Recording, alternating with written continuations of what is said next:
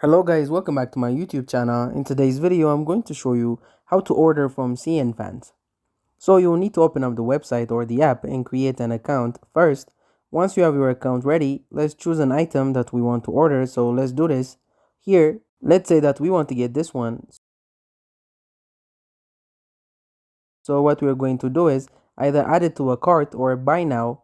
I'm going to click on buy now. It's going to show us the color choice in this case as well as the size and quantity. So after you have chosen your cover size and quantity, you want to click on buy now. Here it's going to show you the total and all of the information. So the delivery destination here, you want to choose your country which you are located in.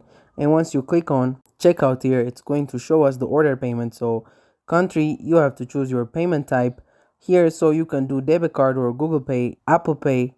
And once you fill out your information here, after you have chosen your payment method, you will click on buy now. So afterwards, it's going to take us to this new screen, which is going to ask us to pay the amount which we have to pay for the item, and you will go through the process and then type out your address and you will have it shipped.